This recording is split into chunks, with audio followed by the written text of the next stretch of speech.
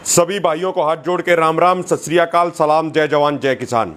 साथियों, हमारा किसान आंदोलन बहुत अच्छे तरीके से चल रहा है और सबसे पहले मैं पंजाब के सभी किसान संगठनों को बधाई देना चाहता हूं कि उन्होंने बहुत अच्छा आंदोलन किया और पंजाब सरकार को मजबूर कर दिया गन्ने का रेट बढ़ाने के लिए। इसके लिए पंजाब के सभी किसान संगठन बधाई के पात्र हैं। साथियों, जो दिल्ली के बॉर्डरों पे जो हमारे मोर्चे चल रहे हैं, ये भी बहुत अच्छे तरीके से चल रहे हैं। लोगों में उमंग है, जोश है। लेकिन दूसरी तरफ बीजेपी आरएसएस भी लगातार नई साजिशें रचते जा रहे हैं।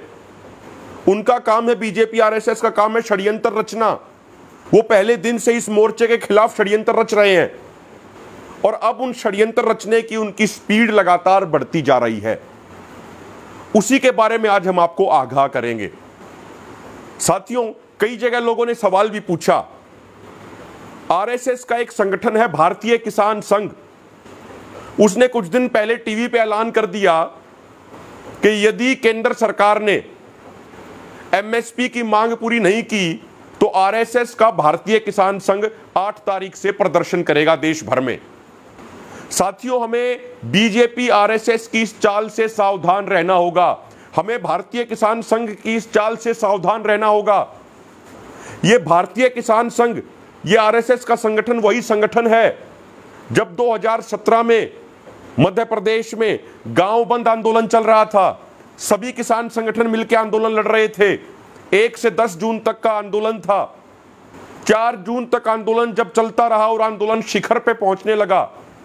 समझने की बात यह है कि पहले 4 दिन भारतीय किसान संघ यानी आरएसएस के संगठन ने उस आंदोलन का विरोध किया, लेकिन जब वो 4 तारीख को अपनी शिखर पे चढ़ा और आरएसएस वालों को लगा कि आंदोलन तो बहुत तेजी से आगे बढ़ेगा, तो 4 तारीख को आरएसएस भारतीय किसान संघ को उस आंदोलन के अंदर घुसाने की असफल कोशिश करता है।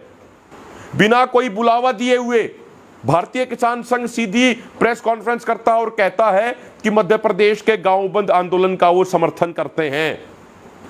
उसके एक दिन बाद भारतीय किसान संघ उस समय के मध्य प्रदेश के मुख्यमंत्री शिवराज सिंह चौहान से मीटिंग कर लेता है और कहता है कि सारी मांगे पूरी हो गई। टीवी पे आके प्रेस कॉन्फ्रेंस करके कहते हैं कि सारी मांगे पूरी हो गई, जबकि जो किसान संगठन रियलिटी में आंदोलन कर रहे थे उनको बड़ा सदमा लगा कि ये आंदोलन तो हमारा है, ये भारतीय किसान संघ कौन होता है ये कहने वाला कि आंदोलन की सारी मांगे पूरी हो गई। उसके बाद अगले दिन 6 तारीख को वहां पे किसानों ने बड़े पैमाने पर रोष प्रदर्शन किया और बड़े पैमाने पर जुलूस निकाले। उसके बाद बीजेपी की ही सरकार ने 6 तारीख को निर्दोष किसानों के ऊपर फायरिंग कर दी, जिसके बाद मंदसौर में 6 किसानों की शहादत हुई थी और कम से कम 7 से 8 हजार किसानों पे पर्चे दर्ज किए गए थे। बहुत सारे किसानों को जेल में डाला गया था। तो जो मंदसौर गोलीकांड हुआ उसके लिए मध्य प्रदेश की भाजपा सरकार तो जिम्मेदार थी ही थी। उन 6 किसानों की हत्या करने के लिए आरएसएस का किसान संगठन भारतीय किसान संघ भी जिम्मेदार था, क्योंकि भारतीय किसान संघ ने किसानों के साथ धोखा करने का काम किया था, किसानों के आंदोलन को नुकसान पहुंचाने का काम किया था। और सबसे बड़ा सवाल साथियों, सरकार तो इन्हीं की है आज केंद्र में। ये मोदी सरकार किसकी है? ये आरएसएस वालों की ही तो सरकार है। इनकी सरकार किसानों के ऊपर 3 काले कानून जबरदस्ती थोपती है। इनकी सरकार एमएसपी गारंटी कानून लागू नहीं करती है। ये आरएसएस की सरकार है। भारतीय किसान संघ आरएसएस का हिस्सा है। तो ये कौन सा ड्रामा कर रहे हैं कि सरकार भी इनकी और सरकार के खिलाफ प्रदर्शन करने का ये ड्रामा भी करेंगे, नाटक भी करेंगे। यानी कुल मिला के ये नूरा कुश्ती करने का प्रयास कर रहे हैं, ड्रामा करने का प्रयास कर रहे हैं, लोगों को बहकाने का प्रयास कर रहे हैं। लेकिन इन आरएसएस के लोगों को हम बताना चाहते हैं, ये किसान समाज सब समझता है। इन बीजेपी, इन आरएसएस वालों की किसी चाल में नहीं आएगा। आज भारत का हर किसान, जो 80 करोड़ किसानों का परिवार है हिंदुस्तान का, ये संयुक्त किसान मोर्चा के साथ हैं। जो पिछले 9 महीने से दिल्ली के बॉर्डरों पे आंदोलन चल रहा है, किसान इस आंदोलन के साथ हैं। किसानों की मांग है 3 काले कानून रद्द किए जाएं और एमएसपी गारंटी कानून लागू किया जाए। ये किसान अब बहकावे में नहीं आएंगे, ये किसान किसी आरएसएस की बातों में नहीं आएंगे, ये किसान किसी बीजेपी वालों की बातों में नहीं आएंगे। हम इन बीजेपी आरएसएस वालों को ये याद दिलाना चाहते हैं, अभी कुछ दिन पहले, कुछ महीने पहले इन्होंने हरियाणा में एक नाटक रचा था। SYL के पानी के नाम पे बीजेपी वालों ने हरियाणा में धरने लगाने का प्रयास किया था, लेकिन रियल किसानों ने उन धरनों का क्या हाल किया था। बीजेपी वाले आगे आगे, उनके टेंट वेंट भी उखड़ते गए, कहीं कोई प्रोग्राम नहीं होने दिया। तो यदि कोई भी संगठन, यदि कोई भी बीजेपी आरएसएस या उनकी किसी सहयोगी पार्टी का संगठन किसानों को बहकाने का प्रयास करेगा तो किसान उसका जोरदार तरीके से इलाज करेंगे और अब किसान बहकावे में नहीं आएंगे।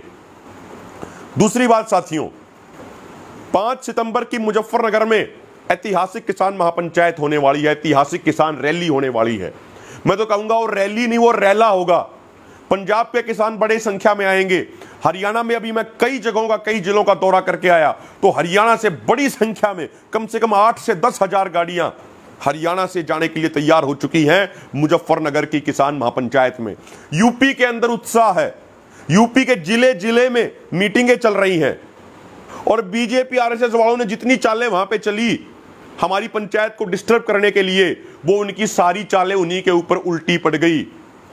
उन्होंने वहां पे खापों का टकराव करवाने का प्रयास किया, लेकिन वो उनको उल्टा पड़ गया। उन्होंने लोगों को धर्म जाति के बांटने पे लगातार वो प्रयास कर रहे हैं, लेकिन किसान कह रहे हैं कि ना हम हिंदू हैं ना हम मुसलमान हैं, पहले हम भारत के किसान और नौजवान हैं। सबके जुबान पे एक ही बात कि 5 सितंबर को जो मुजफ्फरनगर में जो रैली होने वाली है, वो ग्राउंड तो छोटा पड़ेगा ही पड़ेगा, पूरा मुजफ्फरनगर शहर उस दिन किसान महापंचायत में तब्दील हो जाएगा। बड़े पैमाने पे तैयारियां चल रही हैं और ऐतिहासिक किसान महापंचायत होगी। 1947 के बाद से इतनी बड़ी पंचायत कभी नहीं हुई होगी जितनी 5 सितंबर को मुजफ्फरनगर में होने वाली है। सारे रिकॉर्ड टूट जाएंगे। कम से कम 20 से 25 लाख किसान आएंगे। कश्मीर के किसान आएंगे, हरियाणा के किसान आएंगे, पंजाब के किसान आएंगे, केरल, कर्नाटक, गुजरात, तमिलनाडु, आंध्र प्रदेश, उत्तर प्रदेश, मध्य प्रदेश, असम, हर जगह के किसान उस किसान महापंचायत में शामिल होने वाले हैं। तो हम भी आह्वान करते हैं देश भर के किसानों से, जो ये संयुक्त किसान मोर्चा के बैनर तले 5 तारीख को जो किसान महापंचायत होने जा रही है मुजफ्फरनगर में, हम सब की जिम्मेदारी बनती है इस किसान महापंचायत को सफल करें। साथियों, अंग्रेजी में एक कहावत है, first impression is last impression. 5 तारीख को मुजफ्फरनगर से मिशन यूपी, मिशन उत्तराखंड का भी ऐलान होने वाला है। तो पहला इंप्रेशन ऐसा होना चाहिए, वो पहली हमारी पंचायत ऐसी होनी चाहिए कि जो बीजेपी वाले जो आज घुटनों पे बैठे हैं, ये बीजेपी वाले नाक रगड़ने पे मजबूर हो जाएं। ऐसी महापंचायत हमारी होनी चाहिए। हर व्यक्ति की जिम्मेदारी है, अपने अपने गांव में ड्यूटियां लगाओ, जिन गांव में तैयारी नहीं हुई है अपनी गाड़ियों को तैयार करो और मुजफ्फरनगर की पंचायत में अधिक से अधिक संख्या में पहुंचो। GIC ग्राउंड में ये महापंचायत होने वाली है। साथियों, इसके पैरेलल में बीजेपी वाले पश्चिमी उत्तर प्रदेश में बहुत शरारत भी कर रहे हैं, बहुत गुस्ताखी भी कर रहे हैं बीजेपी आरएसएस वाले। उनके एक नेता ने चौधरी चरण सिंह के बारे में बहुत अपमानजनक शब्दों का इस्तेमाल किया। चौधरी चरण सिंह जो किसानों के मसीहा हैं, उनके बारे में बीजेपी वालों ने कहा कि चौधरी चरण सिंह को पहले ही निपटा दिया होता तो अच्छा होता। ऐसी बातें हमारे किसान समाज के पूर्वजों के बारे में बोली जा रही है बीजेपी आरएसएस द्वारा। साथियों, यदि कोई हमारे पूर्वजों के बारे में ऐसा बोले और हम बर्दाश्त कर लें, यह चीज ठीक नहीं है। हमें शांतिपूर्ण तरीके से, अनुशासित तरीके से इन बीजेपी आरएसएस वालों को मुंह तोड़ जवाब देना है। यदि अब भी हमारा खून नहीं खोलेगा तो फिर यकीन मानिएगा कि हमारी नसों के अंदर खून नहीं, पानी बह रहा है। लेकिन जो हम जवाब देंगे वो जवाब शांति के साथ देंगे, वो जवाब अनुशासन के साथ देंगे, वो जवाब तौर तरीके से देंगे। और हमारा जवाब क्या होगा? हमारा जवाब होगा 5 सितंबर की मुजफ्फरनगर की रैली। ये बीजेपी आरएसएस वाले तो सिर्फ मुंह से बोलते हैं, हम समय और अपने तरीके, अपने काम से इनको जवाब देंगे।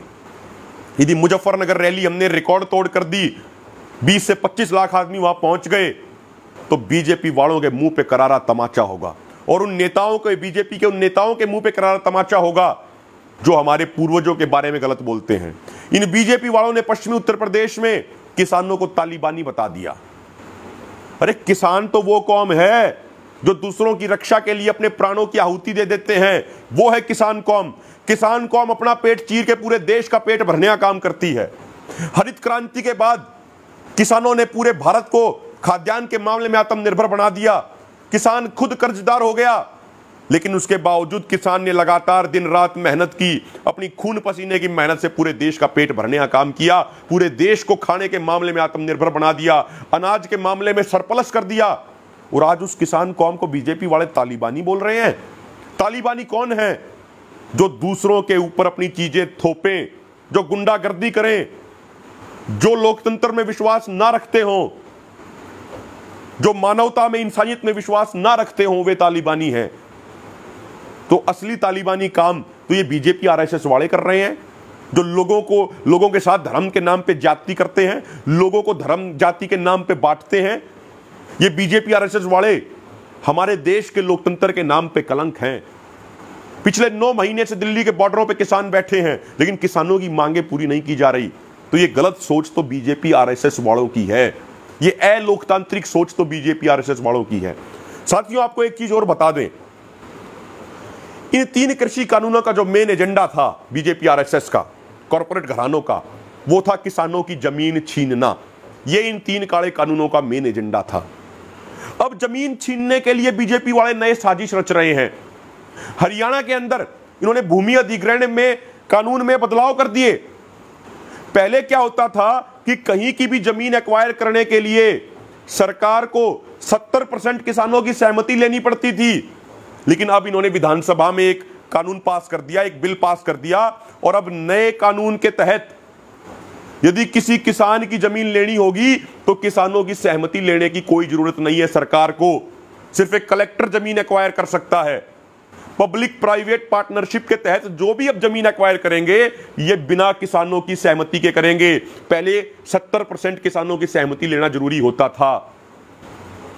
पहले नोटिफिकेशन भेजी जाती थी, पहले धारा 4 और धारा 6 के तहत पहले नोटिफिकेशन भेजी जाती थी, लेकिन अब कोई नोटिफिकेशन भेजी नहीं जाएगी।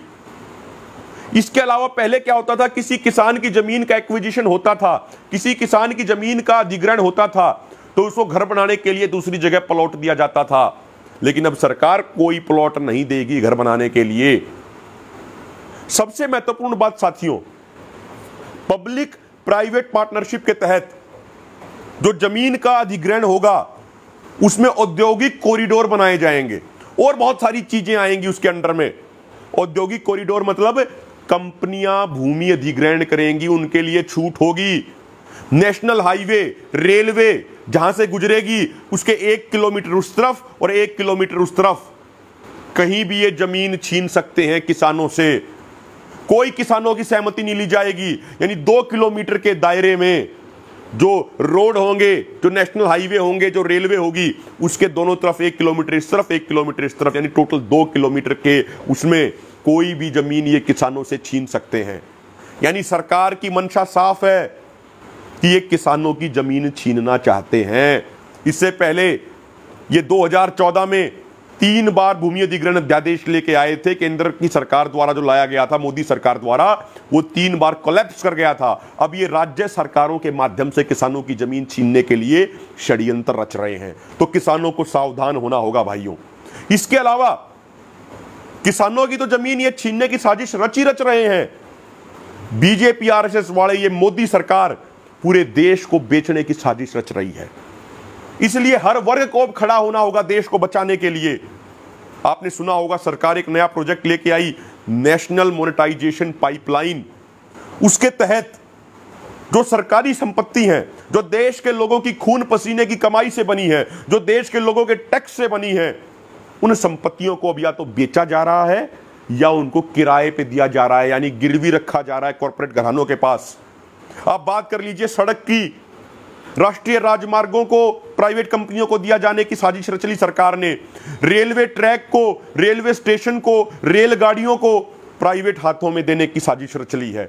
उसके अलावा गैस पाइपलाइन को, ऑयल पाइपलाइन को, स्टेडियम्स को, बहुत सारी चीजों को अब ये सरकार प्राइवेट कंपनियों के हाथों में सौंपने की तैयारी कर चुकी है। साथियों, यदि ये सारी चीजें प्राइवेट कंपनियों के हाथ में चली गई तो जो बचा खुचा रोजगार है वो भी खत्म हो जाएगा। सब जगह नौकरियों में ठेकेदारी प्रथा चल जाएगी। अब ये हर भारतीय की जिम्मेदारी है कि देश को बचाने की इस लड़ाई में किसान समाज का साथ दे। जो किसान 9 महीने से संघर्ष कर रहा है, ये अपने साथ साथ सभी वर्गों को बचाने के लिए लड़ाई लड़ रहा है। ये पूरे देश को बचाने की लड़ाई लड़ रहा है।